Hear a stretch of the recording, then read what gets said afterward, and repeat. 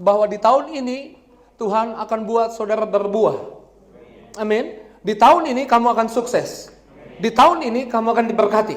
Di tahun ini apa yang hilang di tahun yang lalu Tuhan akan kembalikan buat hidupmu. This is your year. This is your time. Amin. Sama-sama bilang ini tahun yang Tuhan jadikan buat hidup saya. Sama-sama bilang ini waktunya. Di tahun ini saya menghasilkan buah. Amin. Di Lukas 13 ada perumpamaan. Jangan salah nih, ada perumpamaan yang Yesus sampaikan. Jadi Yesus mengajar melalui perumpamaan. Yesus mengajar melalui perumpamaan. Tapi pernah bersama murid-murid, Yesus mendapati pohon ara yang gak berbuah, lalu Yesus mengutuk pohon itu. Tapi di Lukas 13, ini bukan kejadian Yesus mengutuk pohon itu. Tapi ini perumpamaan. Ini yang Yesus ajar. Ada pemilik kebun, kemudian datang menjumpai satu pohon ara di sana. Kemudian dia mengharapkan mendapatkan buah, tapi hari itu dia nggak dapat buah. Dan pemilik kebun ini bilang, udah 3 tahun aku datang, tapi pohon ini nggak berbuah. Dari hal ini apa yang kita pelajari? Bahwa pemilik kebun ini gambaran tentang Allah, pohon ini gambaran tentang saudara dan saya. Nanti ada penjaga kebun, nanti saya akan bahas. Itu gambaran tentang siapa? Tapi yang jelas pemilik kebun ini gambaran tentang Allah, dan pohon itu gambaran tentang saudara dan saya. Udah 3 tahun datang, tapi tidak berbuah. Artinya, kita punya Allah yang merindukan hidup kita berbuah. Ngerti nggak maksudnya berbuah? Berbuah tuh bermultiplikasi, menjadi banyak. Berbuah itu artinya produce, menghasilkan sesuatu. Ada buah di kesehatanmu, ada buah di bisnismu, ada buah di etikamu, amin. Ada buah di kerohanianmu, di cara berpikirmu. Tapi udah 3 tahun nggak menghasilkan buah. Lalu pemilik kebun ini bilang, ya udah ditebang aja, ngapain dia hidup nggak menghasilkan buah. Tapi saya suka di ayat 8 ada gambaran tentang pembela saudara dan saya. Ada gambaran tentang Yesus. Yuk kita baca di ayat 8. Jawab orang itu adalah penjaga kebun itu. Jawab orang itu, ini gambaran tentang Yesus Kristus, Juru Selamat. Jawab Yesus, biarkanlah dia tumbuh tahun ini lagi. Saya mau bilang, Tuhan mau bela saudara, Tuhan mau tolong saudara, dan Tuhan Yesus merindukan ini terjadi di hidupmu. This is your year, this is your time, kamu bisa berbuah. Tuhan menaruh harapan itu. Dikatakan aku akan mencangkul tanah sekelilingnya. Nah penjaga pohon ini adalah gambaran tentang Yesus. Sama-sama bilang gambaran tentang Yesus. Yesus sedang menceritakan dirinya di dalam kisah ini. Penjaga pohon ini bilang begini, aku belum nyerah sama pohon ini. Aku akan cangkul dia, aku akan kasih pupuk dia, dan aku pastikan tahun ini dia berbuah. Sebagai hamba Tuhan saya mau bilang, di hidupmu ada Yesus. Pegang dadamu bilang, di hidup saya ada Yesus. Ada Yesus yang walaupun hari ini ada masalah di hidupmu, walaupun mungkin tahun yang lalu ada waktu-waktu yang kau buang sia-sia, harusnya bisa kau gunakan untuk mengasihi orang tua, mengasihi pasanganmu. Ada kesempatan yang hilang di hidupmu karena engkau gak andalkan Tuhan. Ada berkat yang harusnya jadi milikmu, tapi engkau kehilangan itu karena engkau coba jalan sendiri. Ada waktu-waktu kerugian di tahun-tahun sebelumnya, tapi saya mau bilang Tuhan belum menyerah akan hidupmu. Amin. Di hidupmu ada Tuhan yang tidak pernah menyerah akan hidupmu, dan juga menuntun engkau untuk tidak menyerah akan hidupmu. Yesus menggambarkan pribadinya di sini, aku akan cangkul, aku akan kasih pupuk dia. Aku akan buat dia tanah hatinya dibajak, aku akan bentuk dia, aku akan bawa dia ke gereja, dikasih pupuk, dikasih firman. Terus aku akan isi pikirannya dengan firmanku, sehingga dia bukan orang yang mundur, putus asa, tapi dia orang yang beriman. Tuhan tidak menyerah dengan hidupmu. Saya mau bilang Tuhan pastikan tahun ini, this year, this is your year, this is your time. Hidupmu pasti berbuah, hidupmu pasti menghasilkan, bisnismu pasti diberkati, keluargamu pasti dipulihkan. Apa yang hilang di tahun yang lalu dikembalikan tahun ini. Amin. Tuhan mau saudara bisa sepakat dengan gambaran Yesus di Lukas 13 ayat 8. Yesus menghendaki tahun ini ada yang beda yang Tuhan kerjakan di hidupmu. Ada yang dahsyat yang Tuhan akan kerjakan di hidupmu. Ya, pegang dadamu bilang, ini tahunnya saya. Amin. Sama-sama pegang dadamu bilang, ini waktunya saya. This is my year gitu bilang. Ke bahasa Inggris sedikit ya kan. This is my year. Ayo sekali lagi bilang, this is my year. Amin. Tengok dulu kanan kirinya, bilang this is your year. Jangan kecewa dulu, jangan mundur dulu. Jangan nyerah dulu. Tuhan gak nyerah sama hidupmu. Ya ada utang gak bisa dibayar, Pak Pendeta gak tahu gimana bayarnya. Jangan diem di tempat dulu. Tuhan gak menyerah. Tuhan akan bajak hatimu, isi firman, kamu bisa beriman. Janji Tuhan ya dan amin. Kamu bukan meminjam, kamu memberi pinjaman. Amin.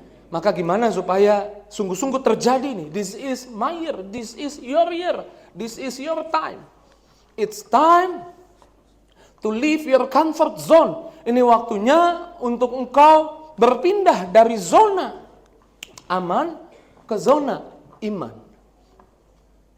Tuhan mengajakmu hari ini, tahun ini, ayo pindah dari zona aman ke zona iman. Kan zona merah ya. Udah gak ada zona merah. Sama-sama bilang, saya mau pindah. Saya mau beresin kemahnya dari zona aman ke zona iman. Ada kisah dari zona aman ke zona iman itu di Lukas 9. Di Yohanes 9. Orang buta sejak lahir. Ada orang yang buta sejak lahir.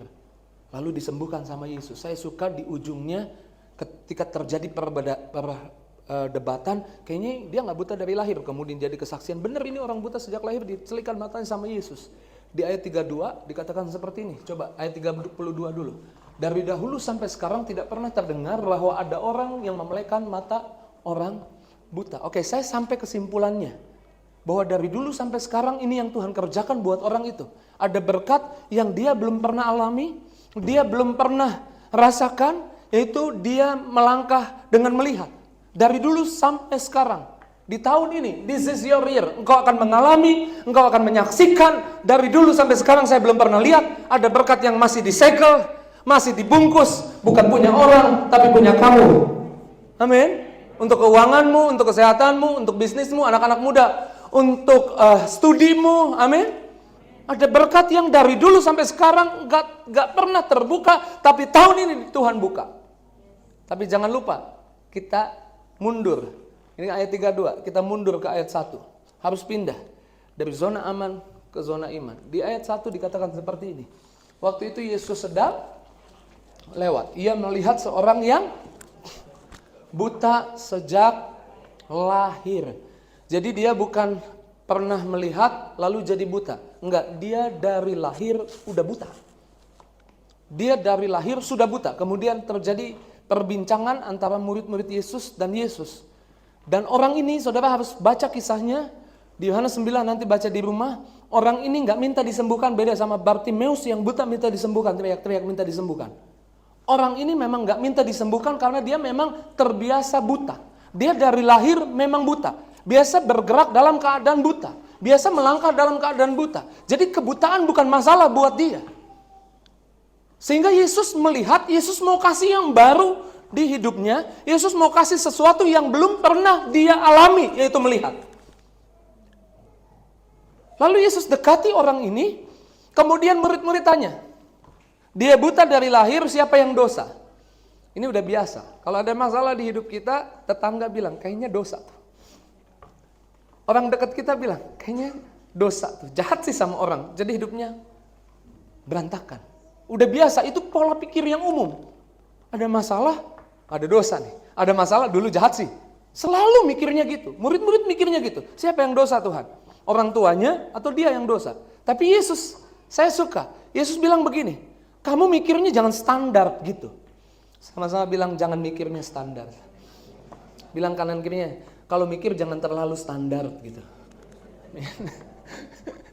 Yesus bilang begini, ada masalah. Dia buta dari lahir karena kemuliaan Allah mau ditunjukkan lewat dia. Ada masalah di hidupmu karena Tuhan mau kasih mujizat. Ada tantangan di hidupmu karena kamu mau dipromosi. Ada kesukaran di hidupmu karena ada sesuatu yang besar yang Tuhan sudah sediakan bagimu. Ya tepuk tangan dulu yang dahsyat, yang luar biasa buat Yesus. Lalu saya suka nih. Kemudian Yesus bilang, pergi ke kolam Siloam. Orang ini dapat perintah dari Yesus dan taat. Pergi ke kolam Siloam, basuh dirimu. Dia basuh dirinya, lalu matanya melihat. Jangan lupa ini orang buta sejak lahir. Waktu dia melihat, saya percaya dia kaget. Oh, ini yang namanya melihat. Biasanya dengar suara, ada serak-serak sedikit, treble-nya sedikit, bass-nya sedikit, tapi suaranya merdu, enak didengar. Ini pendeta Mario nih. Lalu kemudian dia raba wajahnya, bener nggak nih pendeta Mario? Oh, hidungnya mancung, agak maju ke depan, tapi bengkok nih, ya kan? Ada bengkok dikit hidungnya, ya pendeta Mario. Tapi sejak dia melihat kalau saya ada di dekat dia, jarak 1 meter, dia nggak bisa raba saya nggak ngomong. Dia lihat saya, dia nggak akan panggil saya. Karena sekarang dia bergerak bukan dengan meraba atau mendengar. Dia harus belajar mengenali orang dari cara melihat. Ini sesuatu yang baru. Dia harus pindah dari zona aman ke zona nggak aman, nggak nyaman. Dia harus belajar mengelilingi kota, membiasakan diri, nggak pakai tongkat lagi yang ada arahnya itu, nggak denger lagi suara kalau nyebrang, kira-kira ada mobil apa, nggak denger lagi, tapi dia harus belajar melihat. Dia harus tahu ini, oh ini kayak gini, ini warna hijau namanya. Dia harus belajar lagi. Ada sesuatu yang baru yang dia terima dari zona aman ke zona iman. Tuhan mau saudara, this is your year, kamu melangkah dari zona aman ke zona iman. Biasanya enaknya kalau ada orang jahat, kita balas. Tapi Tuhan mau saudara pindah dari zona aman, dari memuaskan diri sendiri kepada percaya janji Tuhan. Udahlah, ampuni aja, Tuhan yang bela. Kalau ada orang mulai gosipin saudara, mulai jelekin saudara, amannya, enaknya, nyamannya, teleponin orang-orang yang dengar gosip itu dan klarifikasi. Tapi sekarang Tuhan mau saudara beda. Biarin terserah orang punya anggapan apa tentang hidupmu, tentang dirimu. Engkau hanya perlu masuk kamar, tutup pintu, doa. Tuhan tahu apa yang terjadi padaku. Kalau engkau emang benar, kau doa Tuhan, kau tahu aku gak melakukan hal itu, orang fitnah itu. Aku gak mau bela diri, biar Tuhan yang bela hidupku. Ada orang yang mungkin bertumbuh dari keluarga yang sedikit-sedikit rendah hati. Bukan rendah hati, rendah diri, minder. Gak berani tampil, minder. Tapi di tahun ini Tuhan ajak saudara pindah dari zona aman ke zona iman. Saudara gak biasa untuk yakin, beriman, percaya. Saudara biasanya minder, merasa kecil. Tapi tahun ini Tuhan mau saudara gak merasa kecil. Melangkah dengan iman. Amin. Pindah. Amannya biasanya udah terbiasa. Orang buta ini udah terbiasa dengan meraba dan mendengar. Tapi hari itu waktu Yesus celikkan matanya, dia melangkah dari zona nyamannya dia. Melangkah dengan meraba dan mendengar. Sekarang dia harus melihat. Tuhan mau saudara hari ini melangkah dengan iman. Bukan dari apa yang kau lihat secara fisik mata semata, tapi dari janji Tuhan. Amin. Saya minggu lalu saksikan gak ya, ada Pak Bram, ya jemaat Bogor juga, ketemu di Ekalos mulu, Puri Begawan, di ibadah Puri Begawan sesi 2. Pulang ibadah, dia ketemu saya bilang, aduh Pak Pendeta saya senang banget, tahun ini rumahnya udah lunas. Jadi 3 tahun lalu saya doakan, datang diundang untuk doain rumahnya. Dia bilang saya bisa ambil rumah di sini, rumahnya bagus, ya kompleknya bagus juga, masih baru. Dia bilang ya dapat diskon lah, DP-nya jadi murah. Terus saya waktu itu habis doa saya ingat, saya tanya, nah bulanannya gimana, aman? Lalu dia jawab seperti ini, dengan iman. Nah saya jadi nggak tahu bulanannya aman atau enggak. Dia jawab dengan iman. Kemarin waktu lunas dia bilang, Pak Pendeta puji Tuhan udah lunas. Udah lunas semua. Puji Tuhan, saya bilang. Pak Pendeta tahu nggak cicilannya berapa? Ya saya nggak tahu berapa. 2 kali dari gaji saya. Tuhan ajak dia 3 tahun lalu dari zona aman ke zona iman. Yang kamu lihat nggak cukup. Udah jangan ambil rumah. Tapi dia melangkah dengan percaya bahwa Allahku akan memenuhi segala keperluan menurut kekayaan kelimpahan dalam Yesus Tuhan. Apa yang kita perlu ketika kita doa, Tuhan gak tinggal diam, Tuhan jawab. Dan tahun ini dia merasakan zona imannya jadi kenyataan. Dia udah punya rumah. Beberapa tahun yang lalu gak punya rumah, sekarang punya rumah. Melangkah dari zona aman ke zona iman. Ini yang Tuhan mau terjadi di hidupmu. Kemarin keluarga saya gak ada yang bisnis makanan, Pak Pendeta. Tapi tahun ini gak tahu kenapa dalam hati saya kayak ditaruh kuat, coba bisnis makanan. Saya biasa bisnis handphone, Pak Pendeta, ya kan.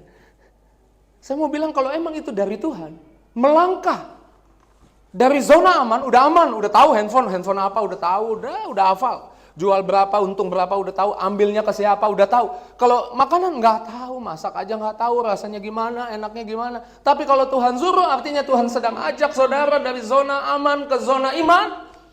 Walaupun kayaknya ada resiko, jangan takut sama resikonya. Karena sekalipun ada resiko, kalau Tuhan bersamamu, everything gonna be okay. Amin. Tuhan pegang kendali. Amin. Dari zona aman kepada zona iman. Orang buta dari lahir ini pada ujungnya merasakan apa yang belum pernah dia rasakan. Tapi dia harus bergerak. Dia merasakan sukacita dengan cara melihat. Tapi dia harus melangkah dari zona aman ke zona iman. Dan disimpulkan di ayat 32 tadi, yang belum pernah terjadi dari dulu sampai sekarang. Yang belum pernah terjadi di keuanganmu dari dulu sampai sekarang. Yang belum pernah terjadi di kesehatanmu dari dulu sampai sekarang. Yang belum pernah terjadi di keluargamu, nggak ada yang milioner terjadi di hidupmu. Amin. Yang belum pernah terjadi, saya mau bilang yang belum pernah terdengar. This is your year. Tahun ini kamu akan menghasilkan. Tahun ini kamu akan berbuah. Tahun ini kamu akan prosper. Amin. This is your year, this is your time. Bangkitkan imanmu.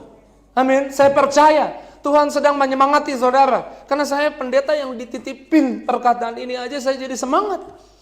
Tahun ini pasti ada kebaikan. Kita pasti beda. Besok kita akan rajin bangun pagi. Kita akan pergi melangkah. Kita melangkah dengan iman, Pak. Hari ini saya akan ketemu orang baik. Ketemu orang-orang yang akan buka jalan buat bisnis saya. Buat kesehatan saya. Buat keluarga saya. Buat anak-anak saya. Amin. Melangkah dari zona aman ke zona iman.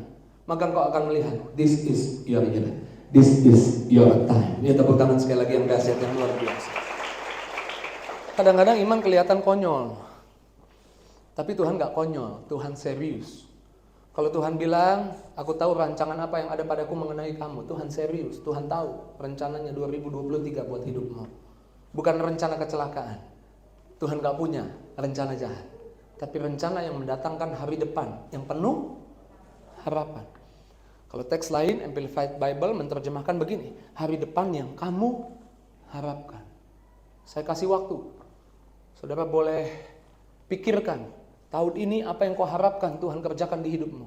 Hari depan apa yang kau harapkan di 2023. Untuk keuangan, untuk kesehatan, untuk anak-anakmu, untuk bisnismu, untuk rumah tanggamu, untuk pelayananmu, untuk kerohanianmu. Apa yang kau harapkan Tuhan akan kasih buat hidupmu. Apa yang kau harapkan? Utang saya lunas, Pak Pendeta. Iya, Tuhan akan kasih buat hidupmu. Saya belum kerja. Iya, Tuhan akan kasih. Ketika kamu gak ngerti gimana caranya, ketika kadang-kadang kita nggak ngerti, rasanya konyol, trusting when you don't understand. Percaya penuh ketika kita nggak ngerti. Gimana caranya?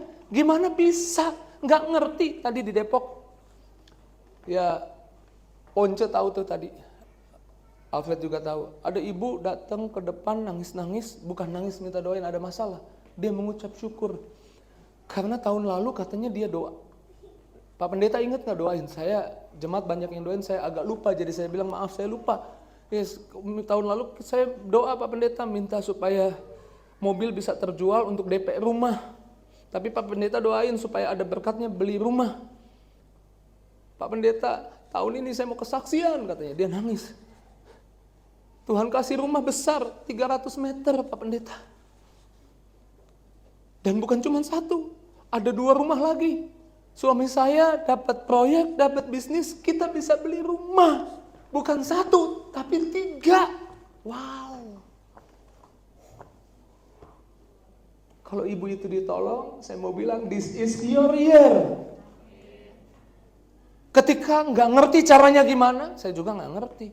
Dia doain, ya saya doain aja. Kan Rumah Kuning tuh, minggu lalu ya saya kesaksian Rumah Kuning. Juga ada seorang ibu di sini datang, Pak, gara-gara kesaksian Rumah Kuning saya punya iman. Rumah saya ada yang ngontrak, ada yang ngontrak Pak. Tuh, kayaknya gimana kita nggak ngerti, percaya aja. Rumah Kuning saya ceritain ya, sebelum masuk ke poin, next slide, ke poin ini. Slide berikutnya. Percaya penuh ketika tidak sanggup mengerti. Sebelum masuk di situ ya. Jadi saya ingat tahun lalu kalau nggak salah. Iya tahun lalu kalau nggak salah. Saya diundang datang ke rumah untuk doain rumah. Tapi bukan karena dia menempati rumah baru, karena rumahnya mau dijual. Jadi rumahnya 2 tingkat, saya pergi ke atas, lantai atas, itu plafonnya udah nggak ada. Mau dijual, plafonnya udah nggak ada. Terus dia suami istri, saya tanya waktu mau perjamuan, waktu mau urapi, ini mau dijual berapa? Dia sebut angkanya. Ya udah, waktu perjamuan, waktu doa, saya bilang, rumah ini tahun ini akan laku, itu menjelang akhir tahun. Rumah ini akan laku dan harganya saya sebut seperti yang dia minta. Waktu saya pulang dalam kesaksiannya dia bilang suami istri berdua ngobrol. Pendeta Mario tuh lucu ya kalau doa ya, konyol juga sih kadang-kadang. Pak Pendeta mungkin nggak tahu ya, udahlah nggak tahu dia. Rumah sebelah juga mau dijual, udah lama, harganya sama, lebih bagus, belum laku juga. Sebelah sana juga ada yang mau dijual, udah lama nggak laku juga, harganya sama, nggak laku, belum laku. Masa rumah kita yang jelek gini keadaannya bisa laku katanya gitu. Singkat cerita, ada orang mampir ke rumahnya, cuma tanya harganya berapa mau dijual, terus ya udah lewat aja. Ternyata mampir ke rumah temennya, agak atas sedikit 2-3 km dari tempat dia. Dan rumah itu sama luasnya, tapi bedanya rumah itu lebih bagus. Dan di dalamnya udah include sofa di ruang tamu, ruang makan, pokoknya full furnished. TV-nya nggak diangkat, karena orang ini mau pindah ke luar negeri, jadi udah dikasih aja semua dijual. Nah yang mampir ke rumahnya ini orang bule dan istrinya bukan orang Indonesia gitu ya. Kemudian udah deal, ya udah kami beli rumah ini. Minggu depan dibayar. Ini temennya nih yang mau jual. Beli rumah ini minggu depan dibayar. Udah. Masuk minggu depannya, istrinya yang bule ini, kalau pagi jam 2, jam 3, dikasih lihat Rumah Kuning. Besoknya, dikasih lihat Rumah Kuning. 3 kali dikasih lihat Rumah Kuning. Tepatlah waktunya besok, bawa uang dibayar transaksi. Malamnya berantem suami istri. Karena istrinya bilang, Pak batal aja rumah yang itu. Beli aja rumah yang kita singgah lewat Rumah Kuning. Ini ada notafonnya. Beli aja rumah yang itu. Ribut-ribut berdua. Singkat cerita suaminya ngalah. Ya udahlah. Walaupun gak enak sama orang udah janji mau dibeli. Ya udahlah ngalah lah. Lalu kemudian datanglah ke rumah jemaat ini. Dan akhirnya terjadi transaksi. Kalau Tuhan mau tahun itu dia rumahnya laku dengan harga yang seperti itu, sekalipun di sekitarnya ada rumah lebih bagus, Tuhan jawab doa jemaat itu. Amin. Amin. Jadi nggak bergantung pada logika, nggak bergantung pada yang kita punya, nggak bergantung pada gelar, nggak bergantung pada Pak Pendeta saya cuma lulusan SMA, nggak bergantung pada lulusanmu apa. Kalau Tuhan mau berkati, Tuhan berkati. Karena Abraham di hari tua Tuhan bilang begini, kamu akan punya anak, keturunanmu akan banyak. Dia udah tua 100 tahun, bukan umur yang muda.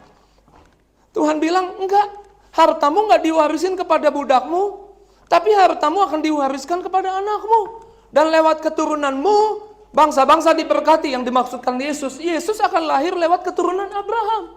Tapi Abraham udah tua. Dan kemudian ini yang terjadi, next slide. Abraham kemudian ketika mendengar itu, di Kejadian 17 ayat 17, lalu tertunduklah Abraham dan tertawa. Tuhan gak ngerti ilmu kedokteran. Berkata dalam hatinya, mungkinkah seorang yang berumur 100 tahun dilahirkan seorang anak laki-laki? Mungkinkah Sarah yang telah berumur 90 tahun itu melahirkan seorang anak? Dia gak tahu. Istriku udah jadi nenek-nenek, gimana melahirkan? Gimana bisa ngandung? Lucu, Tuhan gak tahu ilmu kedokteran kayaknya. Tuhan gak ngerti ilmu biologi kayaknya. Lalu Sarah dengar, kita mau punya anak ya? Kata Tuhan. Wah, Sarah mungkin beriman. Enggak, next slide. Sarah ngapain coba? Jadi tertawalah Sarah dalam hatinya. Dia bilang apa? Katanya, aku akan berahikah? Akan berahikah aku setelah aku sudah layu, sedangkan tuanku sudah tua? Gak masuk akal. Kita nih udah nenek-nenek, udah kakek-kakek, ada-ada aja. Emangnya kita mau romantisan lagi? Ini Tuhan kayaknya gak tahu umur ya. Emang kita baru nikah, mau bulan madu? Ketawa Sarah. Karena bagi mereka yang Tuhan janjikan konyol. Biarlah saudara belajar. Mungkin buat orang konyol, tapi buat saudara jangan bilang itu konyol. Kalau Tuhan janjikan, this is your year, this is your time, kamu berbuah, kamu sukses, kamu diberkati, pegang itu, peluk itu, raih itu, genggam itu, dan biarlah itu jadi kenyataan di hidupmu. Amin. Ya, tepuk tangan jangan biasa-biasa, yang dahsyat. Amin. Dan betul yang Tuhan bilang. Tiba-tiba Sarah yang udah tua. Nenek-nenek ngandung kan. Masuk Metro TV. Masuk TV One diwawancara. Kok bisa udah tua? Ngandung. Saya mau bilang kalau Tuhan mau kasih anak. Baca dulu deh ayatnya. Next slide. Pemain musik boleh siap-siap. Berkatalah Sarah, Tuhan telah membuat aku. Saya percaya ketika dia ngandung, dia ketawa-tawa. This is your year, wajahmu akan penuh tawa. Karena this is your time, waktunya apa yang hilang di tahun lalu dikembalikan. Waktunya engkau lihat kesuksesan, waktunya hidupmu berbuah, waktunya engkau bermultiplikasi. This is your time to prosper, amin. Amin, pegang ini, amin. Orang dunia bilang 2023 waktu yang sulit, waktu yang susah. Enggak, kita 2023 kita percaya Tuhan akan buat kita tertawa bahagia. Amin. Saudara harus punya iman, karena saudara, Tuhan tuh enggak nyerah. Baca tadi di Lukas 13 ayat 8. Yesus enggak nyerah. Jangan ditebang dulu, jangan. Tahun ini berubah. Tahun ini dia berubah. Saya percaya perkataan itu buat saudara hari ini. Jangan anggap dia enggak bisa berbuah. Aku akan cangkul hari ini. Aku akan pupuk dia. Aku akan gerakan hatinya datang ke gereja. Dia akan beriman. Dia akan berbuah tahun ini. Dia akan menghasilkan tahun ini. Berkatalah Sarah, Allah telah membuat aku tertawa. Setiap orang yang mendengar akan tertawa karena aku. Ayat 7 baca. Lagi katanya siapa yang tadinya dapat mengatakan kepada Abraham, Sarah menyusui anak. Namun aku telah melahirkan. Sama-sama bilang melahirkan. Sama-sama bilang melahirkan. Sama-sama bilang saya akan mengandung janji Tuhan. Saya akan melahirkan janji Tuhan. Sama-sama bilang janji Tuhan akan dikandung di hidup saya dan akan dilahirkan. Amin. Kapan? This year. This is your year. This is your time. Jangan nyerah dulu. Jangan mundur dulu. Tetap bersemangat. Bangkitkan imanmu. Beriman lagi untuk ekonomimu. Beriman lagi yang bisnisnya lagi lesu untuk bisnismu. Beriman lagi untuk masa depan anak-anakmu. Jangan nyerah dulu. Tuhan punya yang terbaik. Apapun masalahmu, apapun tantangan di hidupmu, kau harus bisa berkata seperti ini. Aku masih punya Tuhan, punya pengharapan. Aku tetap beriman, aku tetap beriman